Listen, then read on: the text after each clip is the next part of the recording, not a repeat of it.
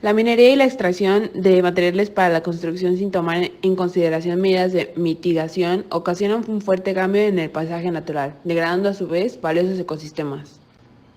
La construcción de caminos sin medidas adecuadas de drenaje o en territorios que propicien la penetración y el asentamiento de pobladores significan factores altamente tensionantes a los ecosistemas, sobre todo aquellos que por sus condiciones de clima y características de suelos y agua son sumamente frágiles. La minería y la extracción. Una de las causas principales que contribuyen a la degradación de los ecosistemas es la deforestación, debido al avance de la agricultura y a la explotación inadecuada de los bosques.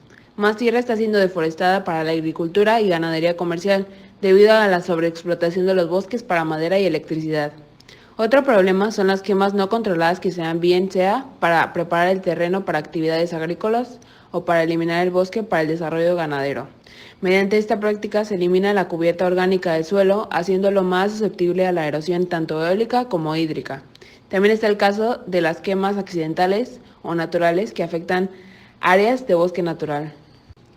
Hay diferentes grados de alteración de las comunidades naturales que constituyen un ecosistema, que van desde la simple explotación de algunos de sus recursos vegetales y animales que conduce a cambios en las densidades demográficas de las especies explotadas, hasta la radical destrucción de las comunidades y del suelo en que éstas se desarrollan, como ocurre en los casos más extremos de erosión.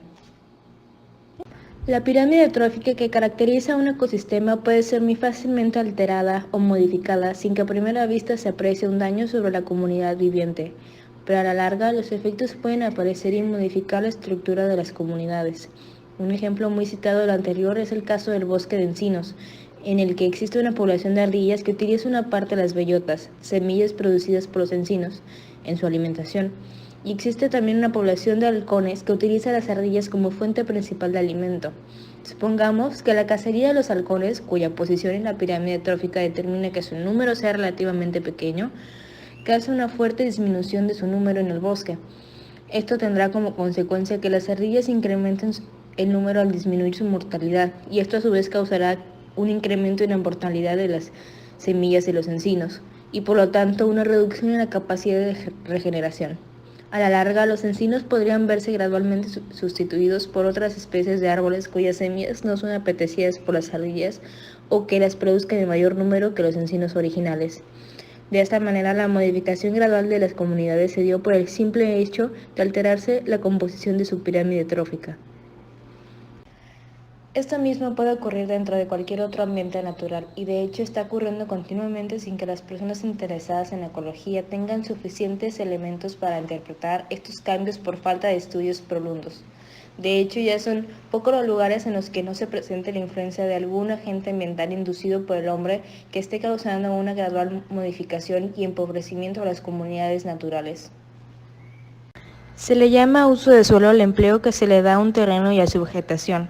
Esta sucesión puede ser primaria, a partir de superficies desnudas por fenómenos naturales o secundarias, por recuperación de una comunidad ya establecida después de haber cesado una perturbación sobre ella, tal incendios, aprovechamientos agrícolas, etc.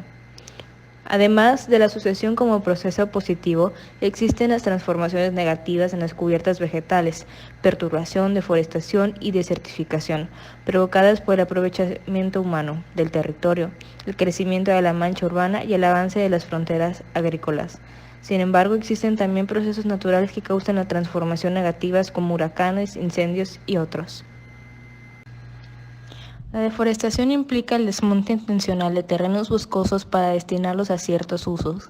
El aumento de la deforestación se relaciona con el crecimiento de la población humana, la necesidad de ampliar las zonas de cultivo y obtener madera para la construcción y como combustible obligó a las naciones a desmontar grandes áreas boscosas, proceso que aceleró a partir de las revoluciones industriales.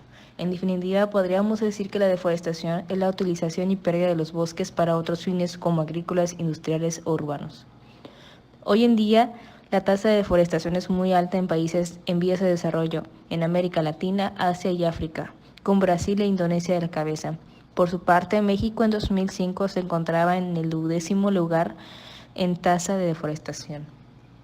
Por otra parte, la deforestación se vincula con la riqueza de los pueblos. Así, cuando las naciones se encuentran en pleno crecimiento económico, las tasas de deforestación generalmente son muy altas y empiezan a descender cuando aquellas alcanzan cierto grado de estabilidad económica.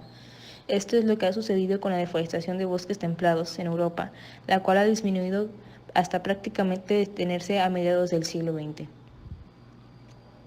El suelo es considerado la capa más superficial de la corteza terrestre. Está formado por minerales, materia orgánica, agua, aire, microorganismos y diminutos organismos vegetales y animales.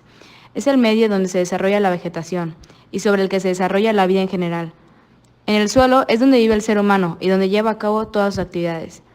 La utilización del suelo provoca alteraciones en este de manera directa o indirecta. El suelo es alterado mediante la agricultura y el empleo de fertilizantes y pesticidas, y por la actividad forestal y ganadera. La industria y los derrames de sustancias químicas, por un lado, afectan de manera indirecta al suelo. La degradación del suelo consiste entonces en los procesos inducidos por las actividades humanas, que reducen su capacidad actual o futura para producir bienes y servicios ambientales. Por lo tanto, la degradación del suelo disminuye la productividad biológica, la biodiversidad y la capacidad para sostener la vida humana. Existen varios tipos de degradación del suelo. La degradación química son los procesos ligados generalmente a la agricultura, que provocan la disminución de la fertilidad del suelo por agotamiento de los nutrientes. Este proceso también incluye los contaminantes químicos provenientes de las industrias y de los tiraderos de basura. Por otro lado, la degradación física se produce cuando se altera la estructura del suelo, lo que impide la absorción y el almacenamiento del agua. Ocurre por compactación, debido al tránsito de vehículos o animales, por la formación de costras impermeables o por recubrimiento de materiales también impermeables, como el asfalto y el cemento. La desertificación se refiere a la pérdida de la productividad del suelo, debido a la alteración de los procesos físicos y biológicos que se desarrollan en este, y que trae como consecuencia la pérdida o disminución de los servicios ambientales que normalmente aporta. La desertificación no es la transformación de un ecosistema en desierto, aunque el término alude a los procesos de degradación de la tierra en zonas áridas y de poca humedad. Las zonas áridas y semiáridas son ecosistemas frágiles, en los que llueve poco, la vegetación es escasa y las variaciones de temperatura son extremas, por lo que el sobrepastoreo del ganado y la aplicación de técnicas agrícolas inapropiadas pueden degradar rápidamente su flora y fauna, y con ello transformarlas rápidamente en desiertos. La desertificación puede ocasionar impactos negativos en el ambiente, como la salinización del suelo y su infertilidad, reducción de la capacidad de recuperación natural de la tierra y de su productividad alimentaria, e incremento de las enfermedades ocasionadas por el polvo y la sequedad. Estos procesos se traducen en la pérdida de los medios de subsistencia de las poblaciones humanas y muchas veces en su migración. El ozono se encuentra en la estratosfera del planeta a unos 30 kilómetros de la superficie de la Tierra, donde absorbe la radiación ultravioleta del Sol, que es nocivo para los seres vivos. Los rayos solares rompen la molécula del oxígeno, obteniéndose dos átomos de oxígeno. Luego, cada uno de ellos se combina con otra molécula de oxígeno para formar ozono. Al mismo tiempo, una reacción química inversa descompone al ozono y se forma oxígeno. En la estratosfera se mantiene el equilibrio entre la formación de ozono y destrucción. Este equilibrio dinámico se comenzó a modificar al inicio de la década de 1930 por la síntesis industrial de compuestos que provocaron la destrucción acelerada del ozono, conocidas como sustancias agotadoras del ozono, que han sido ampliamente utilizadas en refrigeración, aire acondicionado, fabricación de unicel, solventes, insecticidas, extintores y como propelente a aerosoles. Este proceso ha provocado que se adelgace la capa de ozono de la estratosfera, principalmente sobre la Antártica, permitiendo que una mayor cantidad de radiación ultravioleta llegue a la superficie de la Tierra.